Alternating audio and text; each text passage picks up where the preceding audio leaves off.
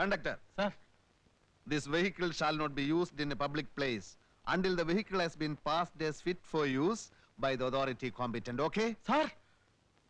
ആളുകൾ ഇറക്കി വിട്ടോളൂ. Take this vehicle to my office at a speed not exceeding 15 kilometers per hour. ഞാൻ നിങ്ങളുടെ fitness certificate cancel ചെയ്യാം. ഒരു അബദ്ധം പറ്റിപ്പോയതാ. I don't want to talk to you. I won't allow anybody to violate the rules. Come on. മറ്റു ചാർജുകൾ എഴുതി തരാം. Come on.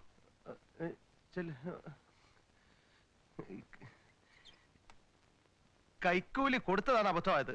ഈ ദ്രോഹിയുടെ വാക്ക് കേട്ട് ഞാൻ മനസ്സിൽ എത്ര ദേഷ്യം ഉണ്ടെങ്കിലും ചിരിച്ച മുഖത്തോടു കൂടി വേണം ഇപ്പോഴത്തെ തൊഴിലാളികൾ സംസാരിക്കാൻ.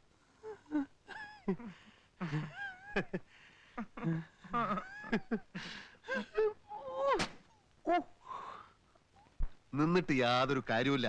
നിങ്ങൾ വർക്ക്ഷോപ്പിൽ നിന്ന് ലെറ്റർ വാങ്ങി വരൂ, വണ്ടി ഫിറ്റ് ആണെന്ന്. എന്നിട്ട് ഞാൻ വന്ന് പരിശോധിക്കാം. സാർ, ഇന്നേക്ക് 3 ദിവസമായി വണ്ടി ഓടിയിട്ട് ടാക്സ് അടയ്ക്കേണ്ട തീയതി. മിസ്റ്റർ, പാസഞ്ചേഴ്സിന്റെ സൗകര്യത്തിന് വേണ്ടിയാണ് ബസ്. ടെമ്പററി പെർമിറ്റ് ഉള്ള ഒരു ബസ് ഇപ്പൊ ആ റൂട്ടിൽ ഓടുന്നുണ്ടല്ലോ. പോണം. എന്റെ ഭാഗത്ത് നിന്ന് ഒന്നും പ്രതീക്ഷിക്കണ്ട, ഒരു വിട്ടുവീഴ്ചയും പ്രതീക്ഷിക്കണ്ട. ഞങ്ങൾ പിന്നെ പോകാനാ പറഞ്ഞത്.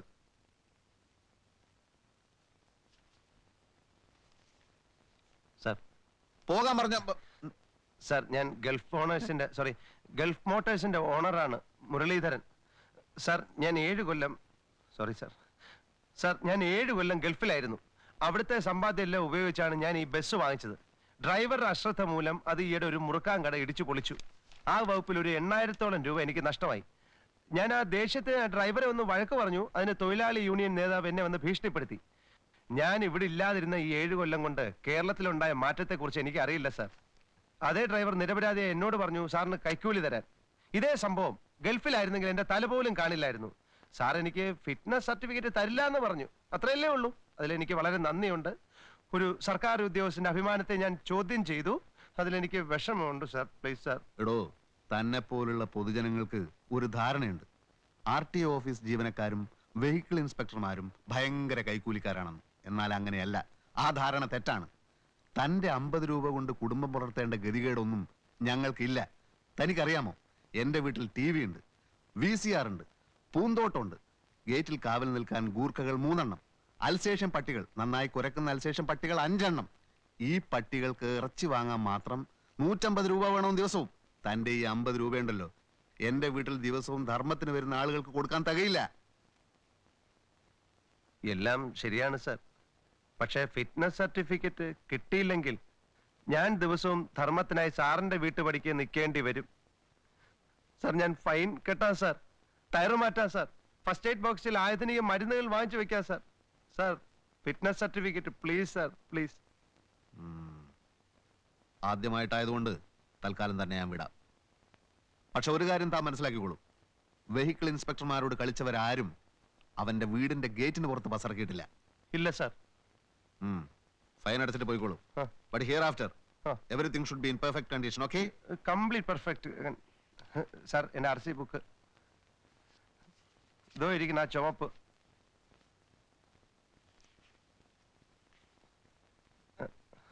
Thank you sir. Success. Chathukutty, വണ്ടി എടുത്തോ. ടൈമായി. ഞാൻ ഫൈൻ അടച്ചിട്ട് അങ്ങ് വന്നേക്കാം. വത്സാ, RC ബുക്ക്. അല്ല, മുതലാളി എങ്ങനെ ഒപ്പിച്ചു? മുതലാളി അതൊക്കെ ഒപ്പിച്ചോ. എനിക്കറിയാവുന്ന മുതലാളി എങ്ങനെയെങ്കിലും ഒപ്പിക്കും. ഞാൻ ഗുഡ് മോർണിംഗ് സാർ. സാറ് പുതിയ ഓണർ ആയതുകൊണ്ട് ഗോവിന്ദൻ നായർ അറിയില്ല. ആവൽ ബാന്ധവൻ ഗോവിന്ദൻ നായർ. ഈ സെക്കൻഡ് ഹാൻഡ് ബസ് ഉടമകൾക്ക് ഒഴിച്ചുകൂടാൻ പറ്റാത്ത ഒരു ഘടകമാണ് സാർ. ഞാൻ നോക്കിയപ്പോ ഈ ബസ്സിന് എന്റെ ഒട്ടേറെ സഹായങ്ങൾ ആവശ്യമുണ്ടെന്ന് എനിക്ക് മനസ്സിലായി. ഈ ബാഗിലും ചിലത് വീട്ടിലുമൊക്കെയായി നിരവധി സ്പെയർ പാർട്സുകളുടെ ഒരു മിനി ഗോഡൌണാണ് സാർ ഈ ഗോവിന്ദൻ നായർ. സാറിന്റെ ബസ് അങ്ങേയറ്റം കുഴപ്പത്തിലേക്ക് നീങ്ങുകയാണ്. എന്ത് കുഴപ്പം? അടിമുടി കുഴപ്പം. സെൻട്രൽ ബോൾട്ടിന്റെ അലൈൻമെന്റ് പോയി കിടക്കുകയാണ്. അതുകൊണ്ട് സാറിന്റെ ബസ് നടുവിനടി കൊണ്ട് പട്ടിയെ പോലെയാണ് ഓടുന്നത്. എന്റെ ബസ്സിനെ ഇൻസൾട്ട് ചെയ്യുന്നത് എനിക്ക് ഇഷ്ടമല്ല. ഇൻസൾട്ടിങ് അല്ല സാർ, സത്യമാണ് സാർ പറയുന്നത്. അല്ല, നമുക്ക് പരിഹാരം ഉണ്ടാക്കാം. എനിക്ക് നിങ്ങളുടെ സഹായം വേണ്ടെങ്കിലോ? അങ്ങനെ പറയരുത് സാർ. എല്ലാത്തിനും ഹാഫ് പ്രൈസ് മതി സാർ. സാറിന്റെ ബസ് ഏത് നിമിഷം അന്ത്യശ്വാസം വരും. ഇയാൾക്ക് എന്താ നിന്റെ അസുഖം? അസുഖമല്ല സാർ, സത്യമാണ് സാർ. എനിക്കൊരു കുന്തവും കേൾക്കണ്ട സാർ. Half price. ഇയാൾ ആളെ ഒന്ന് വിടന്നേ സാർ. പകുതി വില.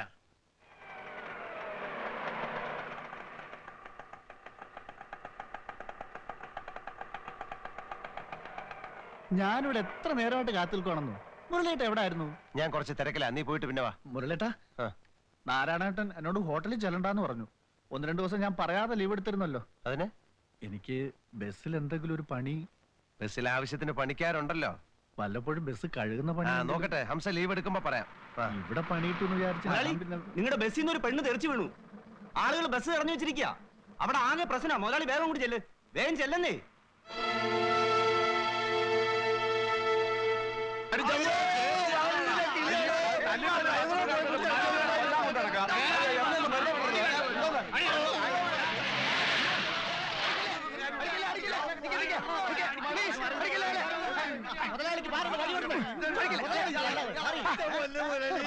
കൂടി അടിക്കല് ആ ഡ്രൈവറും കണ്ടക്ടറും എങ്ങോട്ടോ ഓടിപ്പോയി.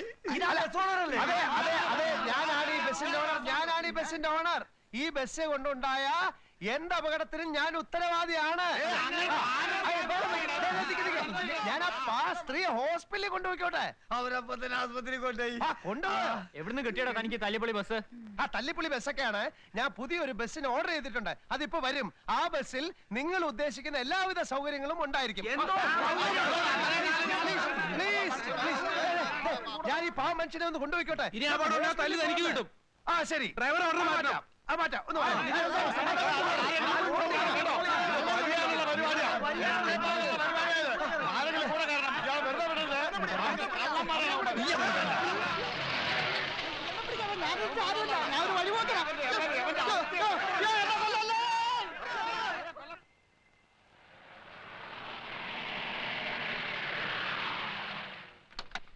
ഞാൻ അപ്പോളേ പറഞ്ഞില്ല ആ ഡ്രൈവർക്ക് കണ്ണ് കാണൂലെന്ന്. ഞാൻ വിസൽ അടിച്ചിട്ടാണല്ലോ അയാൾ ബസ് വിട്ടത്. അടിക്കാത്ത വിസലിന്റെ ശബ്ദം കേട്ടു എന്ന് പറഞ്ഞാൽ അയാൾക്ക് കാതും വർക്ക് ചെയ്യില്ല എന്നല്ല അർത്ഥം.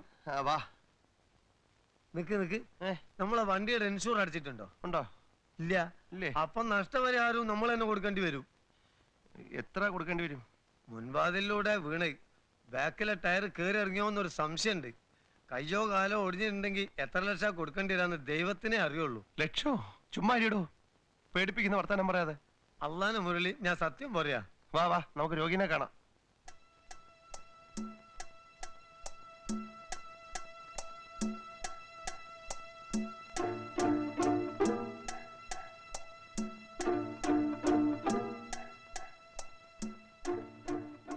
ബസ്സിലുണ്ടായിരുന്ന പാഹന്മാരാണ് നിൽക്കണത്. പെണ്ണക്കട്ടിലുള്ളത് തന്നെ. ഈശ്വര, ഇനി ഒറ്റങ്ങൾ നമ്മളെ വേക്കിട്ട് വരുമെന്നുള്ള ആ പേടി. ചുമ്മാ ഇരിടൂ.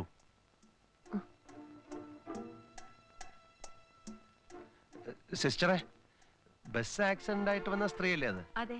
അപകടം ഉണ്ടോ? കാലിന് ഫ്രാക്ചർ ഉണ്ട്. ചിലപ്പോ ഒരു ഓപ്പറേഷൻ വേണ്ടി വരും. നിങ്ങളുടെ ആരാ? എന്റെ ഒരു ബന്ധു. നിങ്ങൾ നടന്നോ, വന്നേ.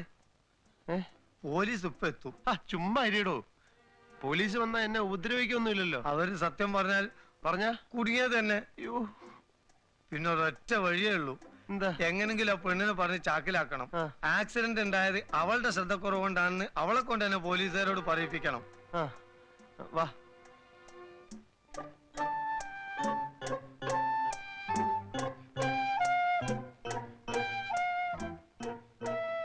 വന്നേ. മുരളി, ആളുകളൊക്കെ പോയി. ഞാൻ പറഞ്ഞതൊക്കെ ഓർമ്മയുണ്ടല്ലോ. പോലീസ് വരുന്നതിന് മുമ്പ് എന്തടവ് പ്രയോഗിച്ചിട്ടെങ്കിലും ആ പെണ്ണിനെ വശത്താക്കണം. ഇനി ഞാൻ ഇവിടെ നിൽക്കണേ അത്ര പന്തിയല്ല. അതായത് അങ്ങനെയാണ്.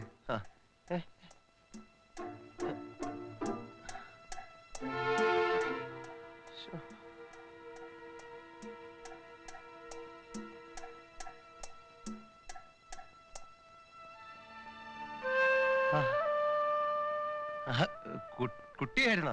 കുട്ടിയുടെ പാസ് ഞാൻ പാസ് ഞാൻ ഓഫീസിൽ എഴുതി വെച്ചിരിക്കായിരുന്നു. പിന്നെ കണ്ടതേ ഇല്ലല്ലോ. എവിടെയായിരുന്നു? എന്റെ കാല് പോയി. അയ്യോ, എന്റെ ജീവിതം തൊലഞ്ഞു.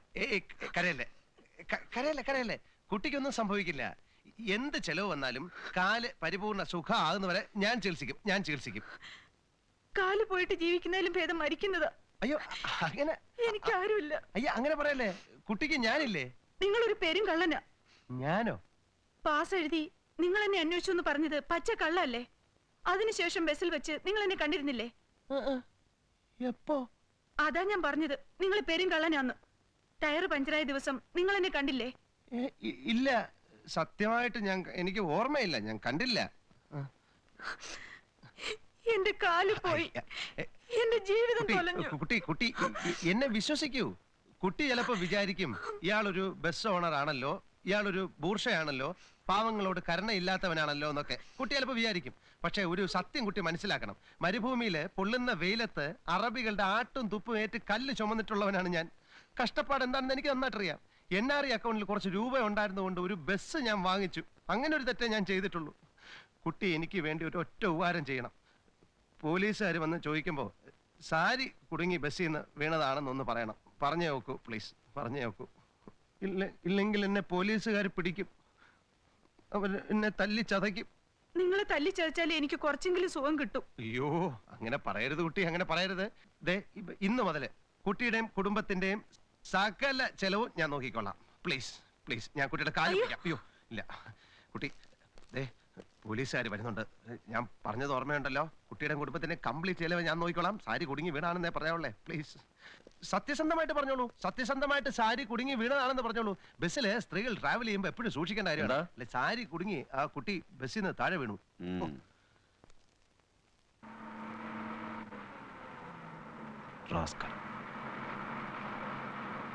മനസ്സിൽ എത്ര ദേഷ്യം ഉണ്ടെങ്കിലും ചിരിച്ച മുഖത്തോടു കൂടി വേണം ഇപ്പോഴത്തെ തൊഴിലാളിയോട് സംസാരിക്കാൻ.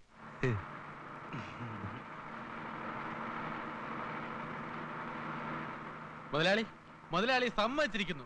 പോലീസ് കേസാവുമെന്നും കുറെ ദിവസത്തേക്ക് ബസ് ഓടിക്കാൻ പറ്റില്ലെന്ന് നോക്കിയാ ഞങ്ങൾ വിചാരിച്ചിരുന്നത്. മുതലാളി ഒരാളുടെ മെടുക്കൊണ്ട് ആ പ്രശ്നങ്ങൾ ഇങ്ങനെ തീർന്നത്. ഞങ്ങളുടെ മുതലാളി പൊന്നു പോലത്തെ മനുഷ്യനാ. ഞങ്ങൾ തൊഴിലാളികളൊക്കെ എന്ത് സ്നേഹം എന്നറിയോ. ആളുകൾക്ക് ടിക്കറ്റ് കൊടുക്കുക, ടിക്കറ്റ് കൊടുക്കുക വത്സ. എങ്ങോട്ടാ? 2 തൃപ്പാളൂര്. 2 ഒന്നിനു പുറകെ മറ്റൊന്നായി ആകെ പ്രശ്നങ്ങളാണല്ലോ ഹംസേ. ടയർ വാങ്ങിയത് കടമായിട്ടാ. പരിചയമില്ലാത്തവരോട് വരെ കടം പറയേണ്ട സ്ഥിതി വന്നു. അപ്പൊ NRI അക്കൗണ്ടില് എന്താ ഹംസ നിന്റെയൊക്കെ വിചാരം? NRI അക്കൗണ്ടിൽ കോടിക്കണക്കിന് രൂപയുണ്ടെന്നാ. ഏട്ടന്മാർക്കും വീടിനും വേണ്ടി ഞാൻ കാശ് അയച്ചുകൊണ്ടിരിക്കുകയില്ലായിരുന്നോ? ഈ കളക്ഷൻ കൊണ്ട് പിടിച്ചു നിൽക്കാമെന്ന് എനിക്ക് തോന്നുന്നില്ല.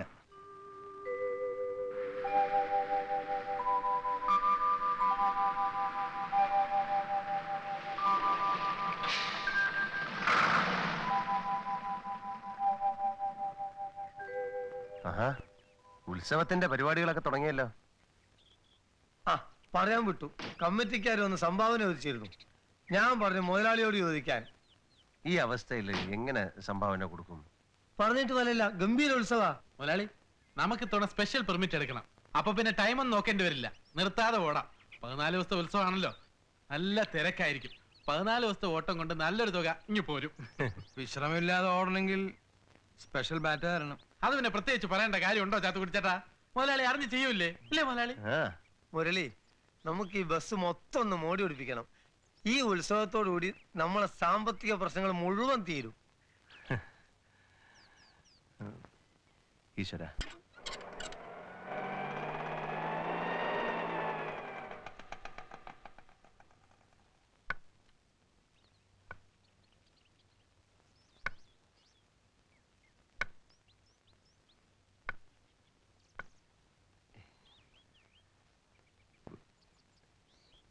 കുട്ടി എന്താ ഇവിടെ?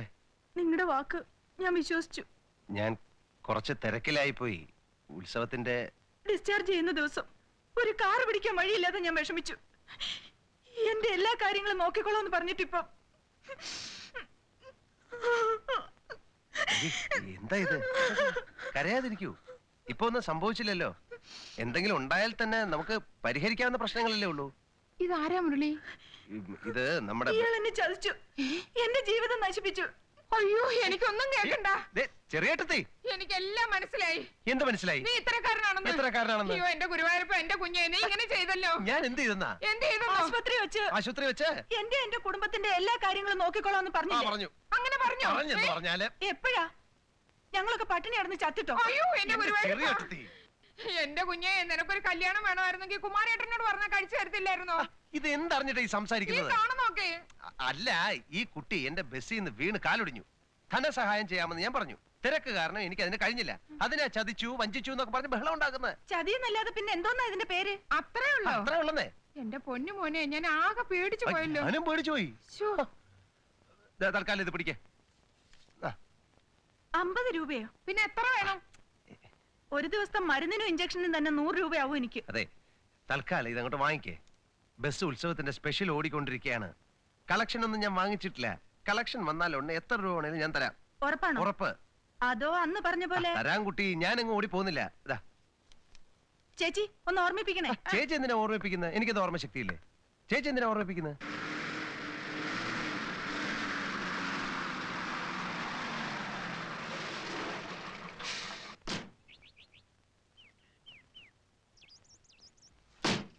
എന്താ ഇന്ന് ബസ്സിന് ഓട്ടോ ഇല്ലേ? കാര്യങ്ങൾ ആകെ കുഴഞ്ഞു മുരളി. എന്തു പറ്റി?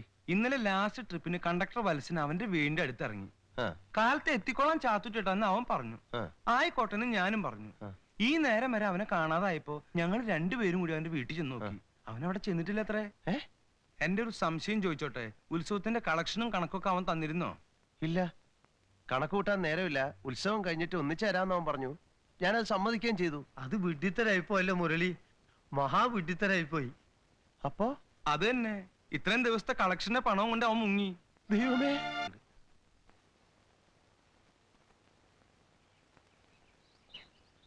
വത്സാ, വത്സാ, വാൽസ്, ഇവിടെ ആരും ഇല്ലേ? ഇറങ്ങണ, ഇവിടെ ആരും ഇല്ലേന്ന്. ഹംസേ, ഇത് തന്നെയല്ലേ വീട്? ഇത് തന്നെ. ആ, വത്സന്റെ വീടല്ലേ ഇത്? അതെ, മനസ്സിലായില്ല. ഞാൻ ആരാണെന്ന് അവന് മനസ്സിലാവും. വിളിക്കവനെ. അവനിവിടെ ഇല്ലല്ലോ. നോണ പറയരുത്. അവൻ എവിടെ പോയി വിളിച്ചാലും ഞാൻ കണ്ടുപിടിക്കും. നിങ്ങൾ അവന്റെ അച്ഛനല്ലേ? അതെ, എന്താ സാറേ വല്ല കുഴപ്പവും? കുഴപ്പം കാണിച്ചത് അവനല്ല, ഞാനാ. ആരാന്നോ എന്താന്നോ അറിയാതെ നിങ്ങളുടെ മകന് ഞാൻ ജോലി കൊടുത്തു. ഒരു തൊഴിലാളിയുടെ വിഷമങ്ങൾ അനുഭവിച്ചറിഞ്ഞവനായതുകൊണ്ട് ഞാൻ അവന്റെ ഡിപ്പോസിറ്റ് വാങ്ങിച്ചില്ല. കയ്യിൽ കൊടുത്താൽ കള്ളനും കക്കയില്ലെന്നൊരു ചൊല്ലുണ്ട്. ഇവൻ കള്ളനല്ല, പെരും കള്ളനാ. അന്യനായിട്ട് ഞാൻ അവനെ വിശ്വസിച്ചു. ഞാൻ അവന് ജോലി കൊടുത്ത തെറ്റായിപ്പോയി. കഷ്ടപ്പെട്ട് അധ്വാനിച്ചുണ്ടാക്കിയ കാശ് കൊടുത്താൽ ഞാനൊരു ബസ് വാങ്ങിച്ചത് അറിയോ? ഉത്സവത്തിന്റെ സ്പെഷ്യൽ ഓടിയാൽ എന്റെ എല്ലാ കടങ്ങളും തീരുമെന്ന് ഞാൻ വിശ്വസിച്ചു. ഉണ്ടായിരുന്ന കാശ് മുഴുവൻ എടുത്തുകൊണ്ട് നിങ്ങളുടെ മകൻ മുങ്ങിക്കളഞ്ഞു. ഞാൻ അവനെ വെറുതെ വിടുമെന്നൊന്നും വിചാരിക്കണ്ട. ഇതെല്ലാം കണ്ടുകൊണ്ട് മോളിൽ ഒരാളിരിപ്പുണ്ടെന്ന് നിങ്ങളുടെ മകനോട് പറഞ്ഞേര്. അദ്ദേഹം പൊറുക്കത്തില്ല. അതെ, എന്താ പ്രശ്നം? എന്നോട് ചോദിച്ചാൽ ഞാൻ എന്ത് പറയാനാ?